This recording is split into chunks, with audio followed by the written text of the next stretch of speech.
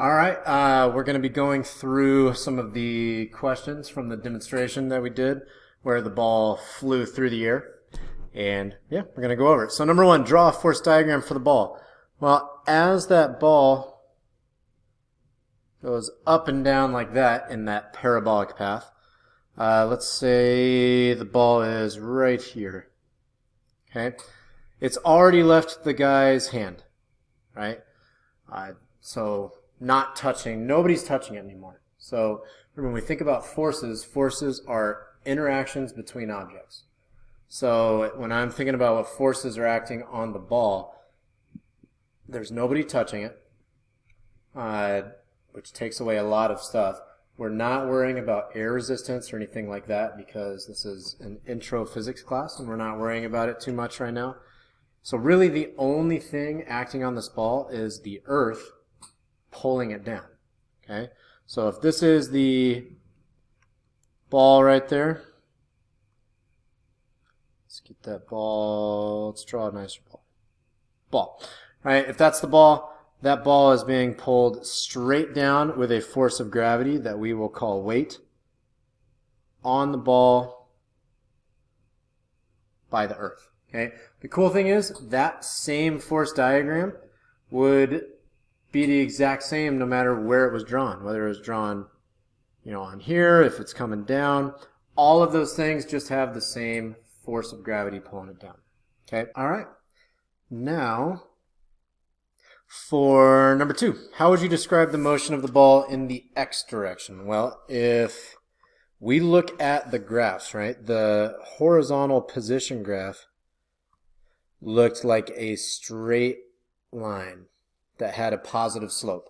And then the horizontal velocity graph, that would be velocity in the x direction, looked like a just flat, constant line, which makes sense.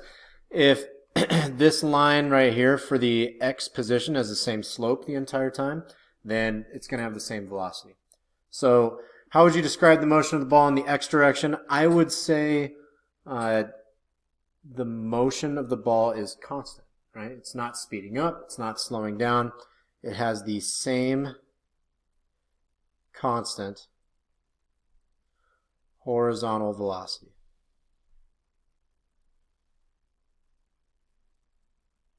Which makes sense, right? I mean, if you go back up here to number one and we look at the force diagram, the only way things accelerate, speed up, slow down, anything like that, is if there's a force pushing them in that direction. So if you look at the force diagram, there's no sideways forces right there that I just drew in green, right? There's nothing there to push it horizontally. So it's not going to change what it's doing horizontally. That's simple as that. So what's the net force on the ball in the x direction? Well, nothing. There's no x forces. So there's no force in the x direction. So the net force in the x is equal to 0. Okay? So what's the acceleration in the x direction? Well, Newton's second law says acceleration is directly proportional to the net force, inversely proportional to the mass.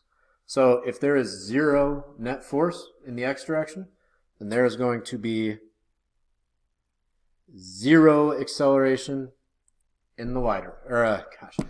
If there's 0 net force in the x direction, there is 0 acceleration in the x direction.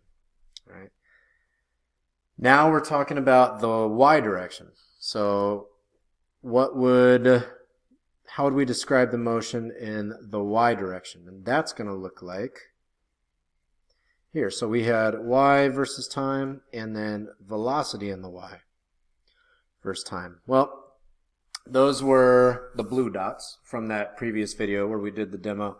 And in the y direction, it looked like a parabola.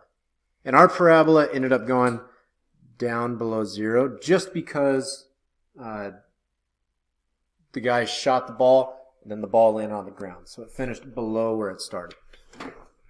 And the y velocity, it's going up to start. So we have a positive y velocity. Okay, right around this time right there is when it gets to 0, when it's flat and it changes direction. It goes back down. Okay, so that is a straight line, or as straight as I can draw. And we would describe this ball is changing its vertical speed based on these graphs. Right? So the ball accelerates in the y direction.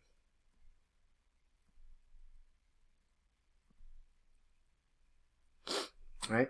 See this slope right here? It's a negative slope of the velocity graph. Well, that tells me that it's a negative acceleration the entire time, right? So, yeah. What is the net force on the ball? Well, we don't have numbers or anything like that. But going back up and looking at that force diagram, that is the weight of the ball. So the net force in the y direction is, there's only that one force. So that is the weight on the ball by the earth. Okay? Now remember our equation for weight? Let's say the mass of the ball is m for mass.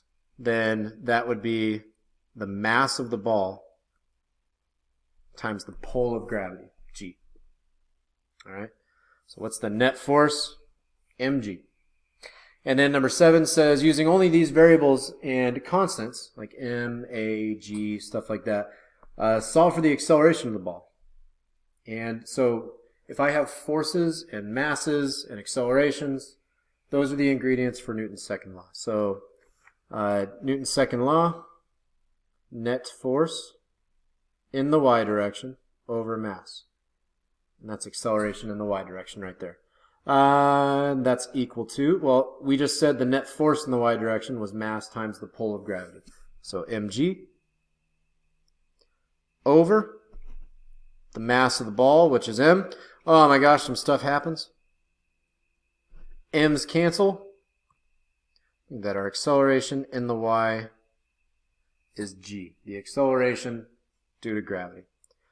And we actually found this slope in the demo, but generally in this intro class we usually round g to be about 10 meters per second every second, negative 10, because it's going down.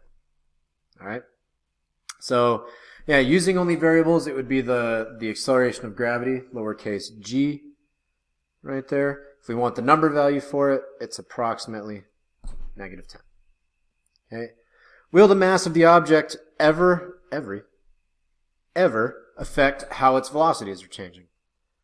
No. Because if you take a look up here, and I actually forgot to answer this part, but it kind of ties into it. If you take a look up here, the mass cancels. So those two mass values will always be the same thing.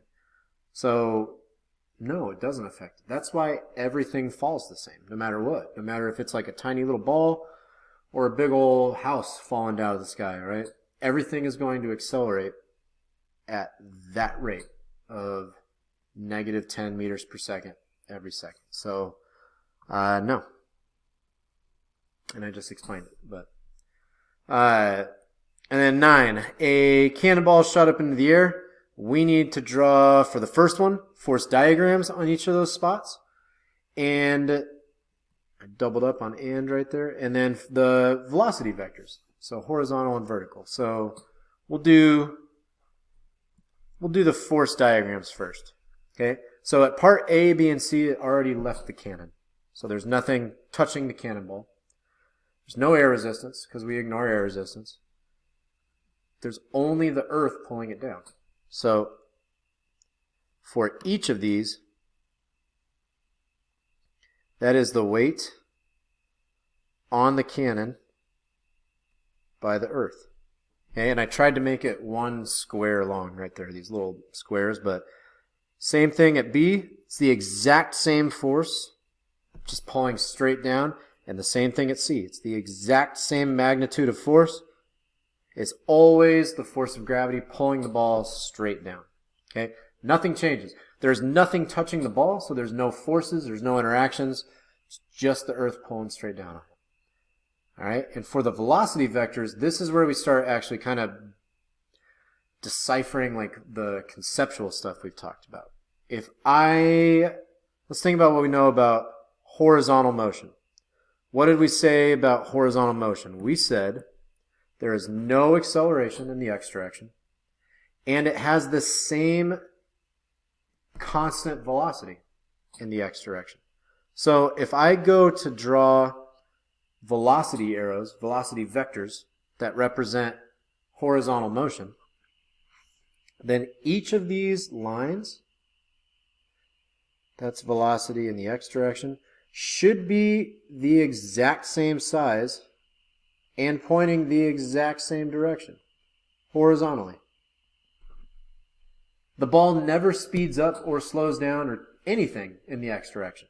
So it always has the exact same x motion.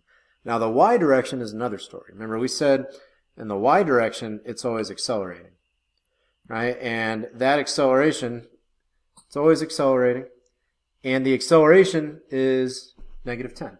So when the ball first gets shot up, it has a positive y velocity. It's going up. It's real big. So that's the initial y velocity. Okay. Now at the very top of its parabolic path, right? That's right around this point right here. Right? It has to stop for a second before it actually can come down. It has to pass through zero velocity. So right here at part B, there is no y velocity. It's at 0 right there.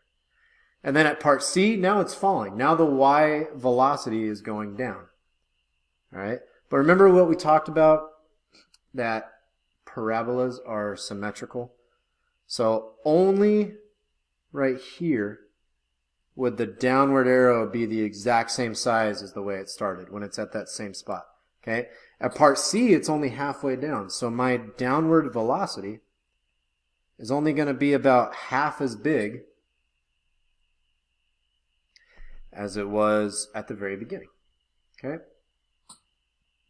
So, yeah, those are my velocity vectors. If I was drawing these like at more and more places, right, that x velocity would still be the same, and that y velocity right there would be even smaller. And then as it goes further and further, it would get bigger and bigger to show that it's falling down faster and faster.